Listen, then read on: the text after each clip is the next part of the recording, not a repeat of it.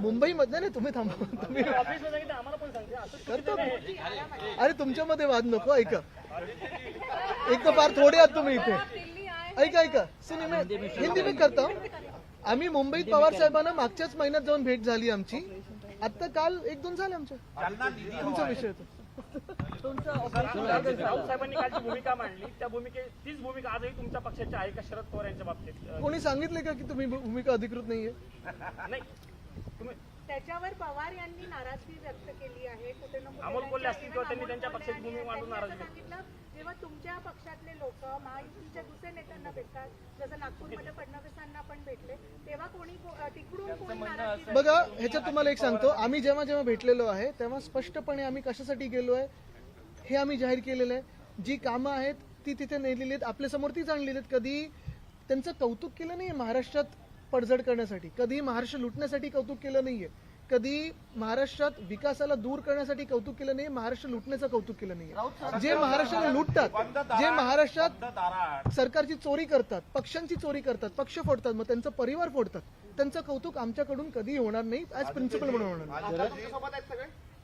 सगळे खासदार आहेत. तुम्हाला प्रश्न आहे, आता 1 वाजता येतील सगळे. 1:30 वाजता आमची स्नेहभोजन. तुम्हाला प्रश्न आहे, ज्योतिरादित्य सिंधिया यांनी तुमच्यावर टीका केली आणि तुम्ही त्याला आता उत्तर पण दिलेलं आहे. एक लक्षात घ्या, आजची पत्रकार परिषद सन्माननीय आदित्य ठाकरे यांची आहे. आपण त्यांना प्रश्न विचारा. मी काल बोललेलो आहे, महाराज ज्योतिरादित्य ते आज आदित्य बरोबर आहेत, ज्योतिरादित्य नंतर उत्तर देतात. बरं का? त्यांना इतकंच म्हणेन की त्यांनी महाराष्ट्राचा शौर्याचा इतिहास समजून घेतला पाहिजे. महादजी शिंदे हे वीर होते. त्यांनी दिल्ली पुढे कधी लोटांगणं घातली नाही आणि दिल्ली समोर महाराष्ट्र कधी झुकवला नाही. हे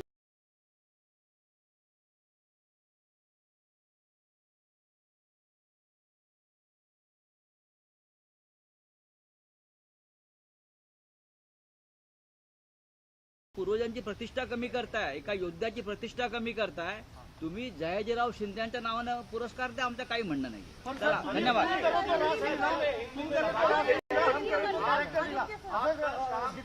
अरे सोडून द्या, सोडून द्या. आप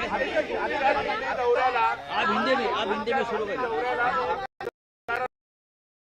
केजरीवाल जी से मिलना है, क्या मुख्य बातचीत और दिल्ली आने? कल राहुल जी से कल देर रात को मुलाकात हुई, आज अरविंद जी से मुलाकात हो रही है. इसका तात्पर्य यही है कि जो भविष्य है हमारे देश का आज भी एक कोहरे में है, एक धुंधला हुआ है. क्योंकि अगर आप देखें तो पूरे देश में हर कोई चुनाव जो होता है, वोटर फ्रॉड और ईवीएम फ्रॉड, ये दोनों अगर सिस्टम्स अगर आप देखें तो हमें पता नहीं चलता कि हमारा वोट जा रहा है कहाँ.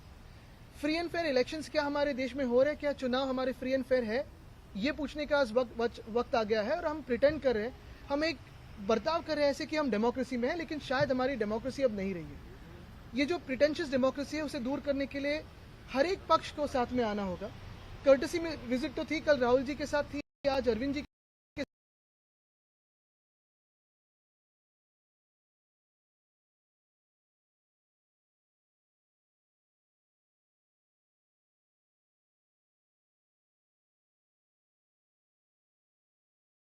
हर एक रीजनल पार्टी को तोड़ा जाए, मरोड़ा जाए और खत्म किया जाए, वैसे ही जैसे उनको देश की डेमोक्रेसी को करना है.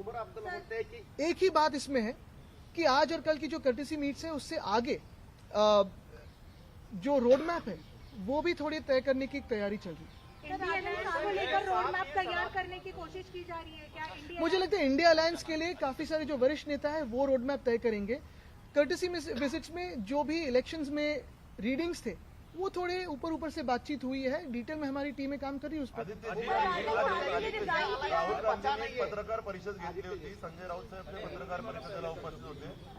एका मतदारसंघाचं उदाहरण देत त्यांनी 36,000चा आकडा उपस्थित केला होता. काल तुमच्या कर्टसी कॉलमध्ये त्या मतदानाबद्दल आमचं सगळ्या मतदारसंघांबद्दल चर्चा झाली. एक महत्वाचं आहे की आपण पाहत असाल हे लाखो मतदार जे 4 महिन्यात वाढलेत, 18 वर्षापूर्वी नक्की काय झालं होतं असं की आता 18 वर्षाची मुलं मतदानाला आली की एवढी लोकसंख्या वाढली. दुसरी गोष्ट म्हणजे 76 लाख मतदार जे शेवटच्या तासात वाढलेले आहेत. आंबेडकर साहेबांनी पण आता केस फाईल केलीच ना, त्यांना हायकोर्टकडून ऑर्डर मिळाली आहे की व्हिडिओ फुटेज दाखवा आणि तुम्ही टोकन्स दाखवा. बहुत छोटी बात है. देखिए उनको पता नहीं, उनको पता नहीं कि इंडिया अलायंस में कुछ बचा है कि नहीं, लेकिन इंडिया में और भारत में आज भी लोग ऐसे भी हैं जो लोकशाही के लिए और संविधान के लिए लड़ेंगे। और इंडिया अलायंस जो भी हमारी है, ठीक है, नेशनल लेवल के लिए है, रीजनल लेवल पे हमने सबने निर्णय किया कि कैसे लोकल टीम्स पे होता है, लोकल यूनिट्स पे होता है, लेकिन नेशनली इंडिया अलायंस संविधान के लिए, लोकतंत्र के लिए और आपके अधिकार के लिए, हमारे अधिकार के लिए, हर एक की आवाज के लिए लड़ती रहेगी। इंडिया अलायंस की लीडरशिप ये जॉइंट, एक मिनट, इंडिया अलायंस में लीडरशिप ये जॉइंट लीडरशिप है, बहुत सारे बड़े बड़े नेता हैं और ये सारे लोग इंडिया अलायंस की लीडरशिप है, कोई एक नेता नहीं है, सारे लोग एक साथ काम कर रहे हैं। और ये लीडरशिप की लड़ाई नहीं है, ना ये ईगो की लड़ाई है, ना ये सत्ता प्राप्त की लड़ाई है, ये लड़ाई देश के हित की लड़ाई है। केंद्रीय निवडणूक आयोगाच्या नियुक्त करतात अधिकारी, त्याच्यामध्ये कायद्यामध्ये शरद पवार जी ये ऑनर करते हैं एकनाथ शिंदे को दिल्ली में एक इवेंट में, तो क्या ये रिफ्लेक्ट करता है कि शरद पवार जी का जो स्टांस है शिवसेना दूसरे पक्ष की तरफ, एकनाथ शिंदे पक्ष की तरफ, वो सॉफ्ट हो रहा है? और क्या ये आपके लार्जर जो इंडिया अलायंस में दरार है उसको भी रिफ्लेक्ट करता है? आप कैसे देख रहे हैं? देखिए, एक तो उनकी उम्र और जो सीनियोरिटी उस पर मैं बात नहीं करूंगा, लेकिन हमारा जो प्रिंसिपल है कि जो भी महाराष्ट्र के खिलाफ काम करता है, जो भी महाराष्ट्र के हित के खिलाफ काम करता है, और अगर आप महाराष्ट्र इतने बड़े राज्य के खिलाफ काम करोगे, जाहिर सी बात है देश पे इसका इम्पैक्ट होता ही है, नेगेटिव इम्पैक्ट देश पे भी होता है। तो जो महाराष्ट्र द्रोही है वो देशद्रोही भी होता है। उन्होंने सिर्फ ना हमारी पार्टी को तोड़ा है, ना परिवार को तोड़ने की कोशिश की है, लेकिन महाराष्ट्र की जो रीढ़ की हड्डी इंडस्ट्रियलाइजेशन, उसे तोड़ी है। अगर आप देखें तो किसानों की आत्महत्या ज्यादा बढ़ी है तो इनके समय में बढ़ी है। काफी सारे किसान आंदोलन हो, महिलाओं पे अत्याचार हो, युवाओं की बेरोजगारी हो, पिछले 2-2.5 सालों में जितनी बढ़ चुकी है, ये देशद्रोह है, ये महाराष्ट्र द्रोह है। और ऐसे गंदे काम करने वाले इंसान का कभी भी हम सत्कार नहीं करेंगे, ये हमारा प्रिंसिपल है। उनके प्रिंसिपल्स के बारे में मैं कुछ नहीं कहूंगा, क्योंकि मैं बहुत जूनियर हूं उनके करियर के हिसाब से भी और उम्र के हिसाब से भी।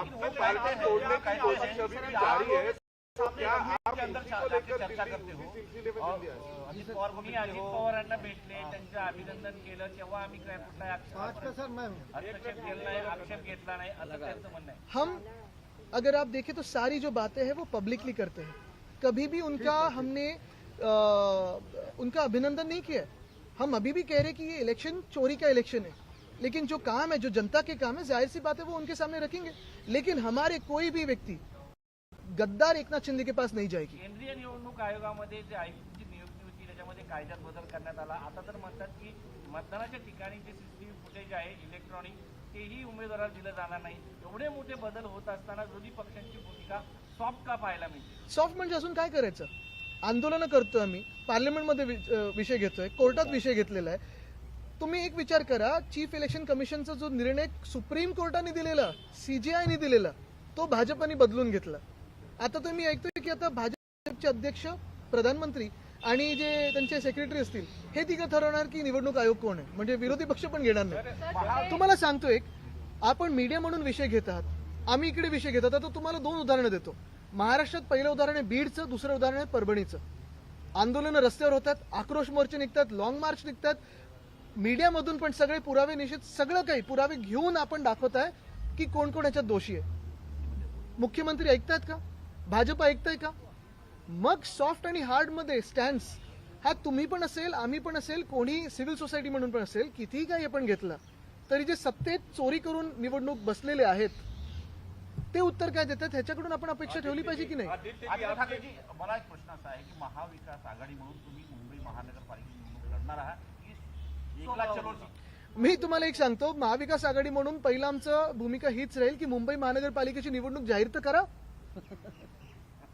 आदित्य जी, आपकी पार्टी के आधिकारिक प्रवक्ता की तरफ से कहा गया, संजय राउत जी भी बैठे हैं, उन्होंने कहा कि ऐसे अवार्ड खरीदे और बेचे जाते हैं, उस पर राजनीति बहुत ज्यादा शुरू हो गई है। ज्योतिरादित्य सिंधिया ने सवाल खड़ा किया कि आप लोग मराठा समाज में अपना जो आधार है वो खो चुके हैं। देखिए, जो पार्टी बदलू है वो हमें ना ये सीख दे, जो खुद अपना जो खुद की सीट खो चुके थे, फिर सीट चाहिए थी इसलिए उन्होंने पार्टी बदली। जिन्होंने सब कुछ एक पार्टी से लिया, जिनके परिवार ने सब कुछ एक पार्टी से लिया, वो दूसरे पे ना कमेंट करे, क्योंकि पार्टी बदलने के बाद कोई अधिकार नहीं रहता। जो आन बान शान की बात करते हैं वो महाराष्ट्र से सीखे और मध्य प्रदेश से भी सीखे, और उन व्यक्तियों से सीखे जो सबसे कठिन परिस्थिति में भी लड़ते हैं अपने लोगों के हित के लिए। पार्टी नहीं बदलते। आदित्य जी, आपकी पार्टी तोड़ने के प्रयास अभी भी जारी है, तो आपका जो अरे करते रहे, वो पार्टी तोड़ते रहे, लेकिन मेरे राज्य के बारे में या मेरे देश के हित के बारे में तो कुछ काम करे। आज भी झगड़े जो चल रहे हैं तीनों पार्टी में, जो एक गद्दार गुट है, दूसरा चोरी का गुट है और तीसरा जो भाजपा है, किस पे झगड़े चल रहे हैं? कौन सा बंगला किसको मिलेगा मंत्री का, कौन सी गाड़ी किसको मिलेगी, गाड़ी का नंबर क्या होगा, कौन जिला का पालक मंत्री, कौन मालक बनेगा, कौन पालक बनेगा? क्या ये झगड़े हो सकते हैं? झगड़ना है तो इस पे झगड़िए ना कि 2100 मिलने चाहिए कि 2300 मिलने चाहिए। लाड़की बहना योजना, उसका क्या अमल हुआ है अभी भी? तो इस पे झगड़िए, चलो हम भी साथ देते हैं उसका। लाडली बहन और ऐसी कई सारी योजनाओं को बिल्कुल चुनाव से पहले घोषित करके इस स्कीम का जो फायदा है वो राजनीतिकरण के साथ। अगर आपको याद होगा तो मैंने ये चुनाव के दरमियान भी कहा था कि कहीं ना कहीं किसी कोर्ट में जाके भाजपा ये स्कीम्स को बंद करने वाली है।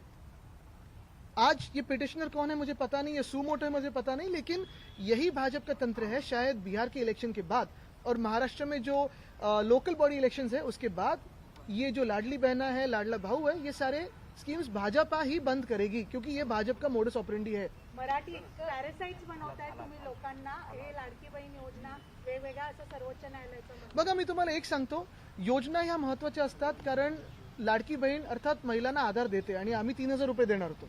भाजपने तिथे 2500 सांगितलं, आता माहित नाही त्यांचा मुख्यमंत्री ठरला नाहीये, पण पहिल्या आठवड्यात यमुना साफ होणार आहे, 2500 सुरू होणार आहे, अजून खूप काही गोष्टी होणार आहेत, प्रदूषण मुक्त दिल्ली होणार आहे. तसंच महाराष्ट्रामध्ये त्यांनी सांगितलं होतं की आम्ही 2100 देऊ. माझी तर मागणी ही राहील की योजना बंद करण्याच्या आधी, भाजपा बंद करण्याच्या आधी 2100 तर द्या, आणि जेवढी इन्स्टॉलमेंट तर निवडणुकीपासून आतापर्यंत आहेत त्याची 2100 तर 1 इन्स्टॉलमेंट मध्ये द्या. आदित्यजी, एक शेवटचा प्रश्न असा आहे की राज्याचे एक मंत्री म्हणतात, जर सरपंचांना निधी हवा असेल तर त्यांनी भाजपमध्ये यावं. महाविकास आघाडीच्या आणि तुमच्या पक्षाच्या काही सरपंचांना आम्ही निधी देणार नाही. बरोबर आहे. आता तुम्हीच ठरवा हे राज्य चाललंय कुठे आणि कसं आणि कोण असं चालवतं राज्य. आमच्या वेळी असं कधी झालं नव्हतं. आणि मग ही जी एक इन्सिक्युरिटी आहे ना, ही एवढ्यासाठीच आहे कारण भाजपला पण माहिती आहे की महाराष्ट्राची निवडणूक हे स्वतःच्या ताकदीवर जिंकलेले नाहीयेत. निवडणूक आयोगाचा आशीर्वाद त्यांच्यासोबत नसता. काय हाताची गरज त्यांना पण आहे, पण तो निवडणूक आयोगाचा हात घेतात, काँग्रेसचा हात घेत नाही. निवडणूक आयोगाचा हात त्यांच्यासोबत नसता तर ती ही निवडणूक जिंकले नसते. आखरी सवाल, सर, इंडिया गठबंधन की अगली बैठक कब होगी? राहुल गांधी साहब की कोई बातचीत? जल्द से जल्द होगी. चले, थँक्यू. आता थोडा वेळ 12:30, पण आता कदाचित लवकर. नहीं, अभी हो गया, अभी हो गया. मैम